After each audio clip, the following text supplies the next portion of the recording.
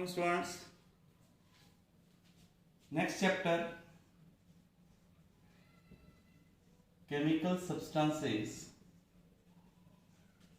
and processes.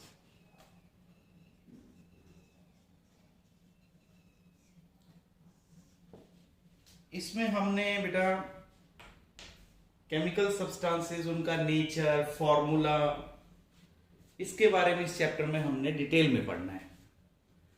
Means जैसा कि आप जानते हैं कि मैटर मतलब कोई भी substance, anything which occupy space, ऐसी कोई चीज जिसका मास हो और जो ऑक्यूपाई स्पेस, जो स्पेस ऑक्यूपाई करता, like this marker, it's a matter. Like air is matter because उसका मास भी है और वो एक स्पेस ऑक्यूपाई भी कर रहा है। तो कोई भी सब्सटेंस जिसका मास हो और जो स्पेस ऑक्यूपाई करता है उसको मैटर कहते हैं। You know there are three types: solid, liquid and gases. Matter तीन तरह का है। अब जो सॉलिड, लिक्विड और गैसेस जो हैं, वो सब एक बेसिक फीचर इन सब का कि ये मैटर जो होता है ये बहुत स्मॉल पार्टिकल से बना होता है, जिनको हम कहते हैं atom. Atom means smallest unit of the matter. It is smallest unit of matter. अब एटम क्या है? एटम इतना स्मॉल स्ट्रक्चर है बेटा जिसको हम नहीं देख सकते। इट्स सो स्मॉल, इवन आप माइक्रोस्कोप में भी नहीं देख सकते, but they exist, we can prove it. हमारे पास प्रूफ है कि एटम्स हैं, बट हम उनको देख नहीं सकते। We can prove them. जैसे वाटर, इसमें भी एटम्स हैं। ह्यूमन बॉडी, इसमें भी एटम्स हैं। Living, non living, whatever you observe, all are made up of atoms. Atom हमारे नेचर की बेसिक यूनिट है। जैसे बेटा आप कहें एटम, जैसे आपने सुना होगा हाइड्रोजन, ये हाइड्रोजन का एक एटम है। जैसे बेटा नाइट्रोजन, ये नाइट्रोजन का एक एटम है। जैसे बेटा सल्फर, ये सल्फर का एक एटम है। जैसे बेटा क्लोरीन, ये क्लोरीन का एटम है। जैसे ऑक्सीजन, इस तरह से हमारे पास अलग अलग एटम्स हैं। जिस तरह इंग्लिश के लेटर से आप कोई भी नाम लिख सकते हो, सिमिलरली इन एटम से आप कुछ भी बना सकते हैं। मतलब जो भी मटेरियल बना हुआ है वो इन्हीं से ही बना हुआ है। फॉर एग्जाम्पल, जैसे हाइड्रोजन के दो एटम और एक एटम ऑक्सीजन का अगर केमिकली कंबाइन हो जाए, केमिकली कंबाइन का मतलब उनके बीच में फोर्स हो, ये दोनों आपस में जुड़ जाएं, दो कौन, हाइड्रोजन और एक ऑक्सीजन, और वो दो हाइड्रोजन और एक ऑक्सीजन मिल जाएं तो H2O यानी क्या बन गया आपका, पानी। तो ये जो हमने लिखा है ये क्या है, मॉलिक्यूल, और ये क्या है, atoms. When atoms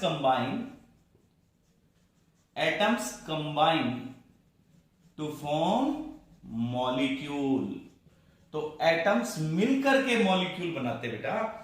atoms, single atoms अगर हम देखें, like hydrogen, helium, lithium, beryllium, boron, carbon, nitrogen, oxygen, बहुत सारे हैं हमारे पास।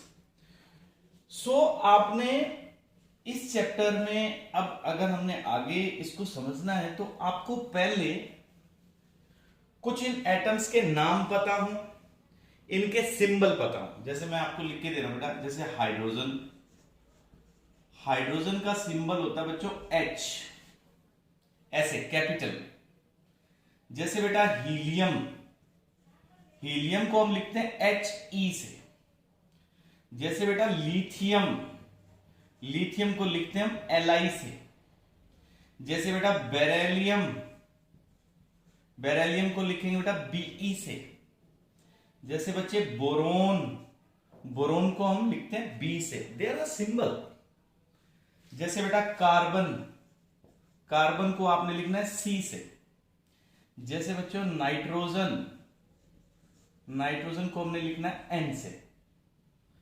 लाइक ऑक्सीजन, ऑक्सीजन को लिखना O से। जैसे बेटा इसके बाद फ्लोरीन F से, hydrogen, helium, lithium, beryllium, boron, carbon, nitrogen, oxygen, fluorine, neon, neon को लिखना है Ne से। जैसे बेटा आगे सोडियम, सोडियम को लिखते हैं कैपिटल N स्मॉल a से। जैसे बेटा मैग्नीशियम, मैग्नीशियम को लिखते हैं कैपिटल M स्मॉल g से। और जिस सीक्वेंस में मैंने लिखा है, जैसे ये first, second, third, fourth, fifth, six, 7, 8, 9, 10, 11, 12, इनको इसी सीक्वेंस में आपने लर्न भी करना है। एक तो इनके सिंबल लर्न करने हैं, इनके नेम्स लर्न करने हैं, and you must learn about the sequence that you should know. First पे कौन आता है? हाइड्रोजन। 9 पे कौन आता है? फ्लोरीन। सो आपके पास, अच्छा इसके बाद बेटे जैसे मैग्नीशियम, मैग्नीशियम के बाद कौन आएगा बेटे? एल्यूमिनियम 13th पे, एल्यूमिनियम, एल्यूमिनियम को आप लिखेंगे Al से। तो इतने सिंबल आप कल लर्न करेंगे एल्यूमिनियम तक। इसके बाद और आगे फिर हम सीक्वेंस जो रहेगा वो फिर हम इसके बाद लर्न करेंगे। अब बेटा कि जो ये एटम्स हैं ये मिलते हैं तो मॉलिक्यूल बनता है, डिफरेंट एटम्स कंबाइन होंगे तो अलग अलग मॉलिक्यूल्स बनते हैं, और उनकी केमिस्ट्री भी अलग अलग होती है।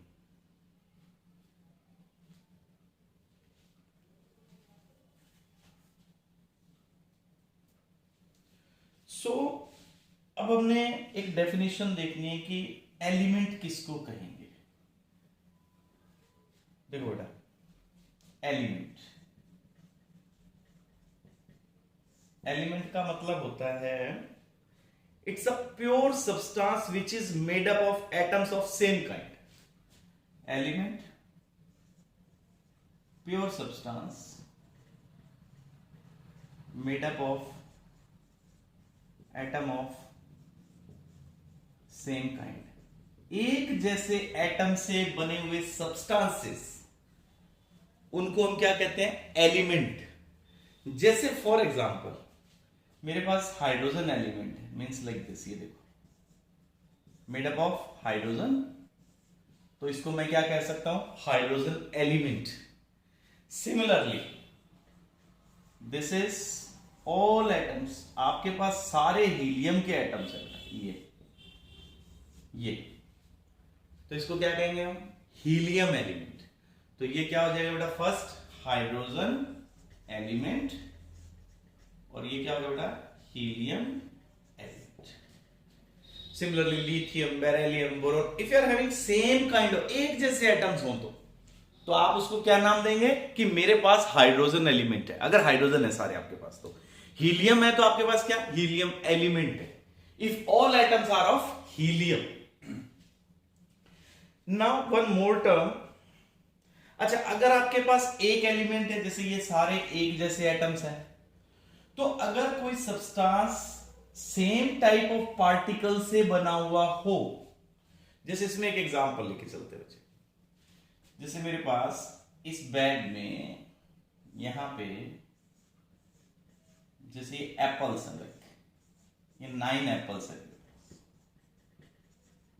तो मैं इसको क्या कह सकता हूं? प्योर, बिकॉज मेरे पास सिर्फ एप्पल्स है। बट अगर इसमें साथ में जैसे ये एप्पल्स, वही 9, और बीच में एक ग्रेप डाल दिया, एक अंगूर डाल, देन इट बिकम्स इम्प्योर। अगर सारे पार्टिकल्स एक जैसे हों तो आप उसको क्या कह सकते हैं? प्योर। और अगर उसमें कोई एक सिंगल भी दूसरी तरह का आ गया, अदर काइंड का, तो देन इट बिकम्स इम्प्योर। तो प्योर एंड इम्प्योर का कंसेप्ट देखो बच्चे, जैसे मेरे पास इस ग्लास में, जैसे इस ग्लास में सिर्फ वाटर है, ये देखो इसमें सिर्फ वाटर है, ओनली वाटर। वाटर का फॉर्मूला क्या है? वाटर का फॉर्मूला H2O। इसमें सारे H2O हैं, और कोई नहीं है, तो इट मींस क्या हो गया ये प्योर। अगर इसमें आप सॉल्ट डाल देते, जैसे इस ग्लास में, इसमें भी वाटर है बेटा, और इसमें मान लो जैसे हमने थोड़ा सा नमक भी डाल दिया। नमक क्या होता है? NaCl, sodium chloride. चाहे आपने थोड़ा सा डाला है, दिख भी नहीं रहा है, उसमें डिसॉल्व हो गया है, but technically it is impure. Impure. तो अगर सारे एक जैसे पार्टिकल्स हों तो आप क्या कहेंगे? Pure substance. और अगर उसमें सिंगल भी अदर काइंड का आ गया तो देन इट इज इम्प्योर। तो प्योर एंड इम्प्योर का कंसेप्ट ये था, जैसे प्योर वाटर और जैसे ही सॉल्ट आया it becomes impure. Now what is compound? देखो एलिमेंट्स तो अभी मैंने आपको बताया, एक तरह के एटम्स हो सिंगल काइंड, तो एलिमेंट्स प्योर होगा या इम्प्योर? प्योर होगा, क्योंकि एक ही तरह के एटम्स हैं। अब कंपाउंड क्या होगा? कंपाउंड देखो बेटे,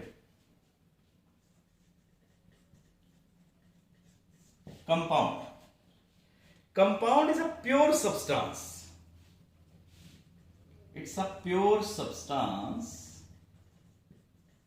प्योर सब्सटेंस का मतलब सेम काइंड ऑफ पार्टिकल्स हैं। It's pure substance made up of molecules of same kind. Made up of molecules of same kind. एक तरह के मॉलिक्यूल से बने प्योर सब्सटेंस को हम लोग क्या कहेंगे? कंपाउंड। अच्छा, जैसे पानी, पानी में जैसे ये मेरे पास इस ग्लास में यहां पे वाटर, वाटर का फॉर्मूला क्या है बेटा? H2O। तो इसमें सारे क्या हैं? ये देखो, अभी जो एग्जांपल मैंने बताया था आपको, H2O इज यहां पे किस फॉर्म में है? प्योर फॉर्म में है। और वाटर क्या है यहां पे? कंपाउंड। Water is compound. क्यों कंपाउंड?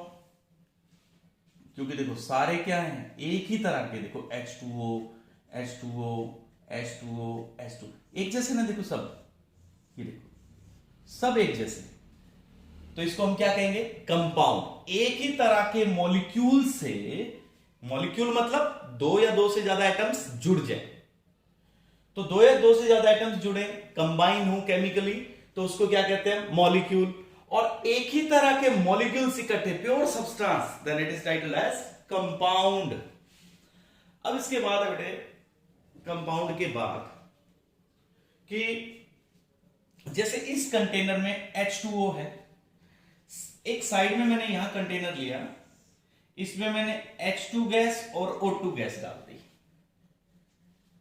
तो क्या ये सारे पार्टिकल्स एक जैसे हैं? नो, अब एक जैसे नहीं। हालांकि ये भी H और O है, इट इज H2O, और इसमें H और O अलग अलग है, ये डिफरेंट हो गए ना। ये देखो, ये इसकी आइडेंटिटी अलग है, इसकी आइडेंटिटी अलग है, तो इट बिकम्स इम्प्योर।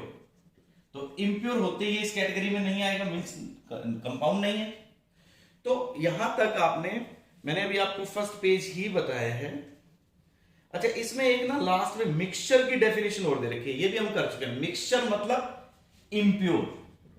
आप मिक्सचर कहो या इम्प्योर कहो, सेम थिंग। तो यहां तक आपने मींस 31 पेज पे। अच्छा, एक ना आपकी बुक में पेज नंबर 32 पे जो मैंने सिंबल्स बताए थे, मेरे सिंबल्स अलग थे, आपकी बुक ने भी दे रखा है, आपने ये सिंबल्स भी लर्न करने हैं, which are on page number 32 and 33।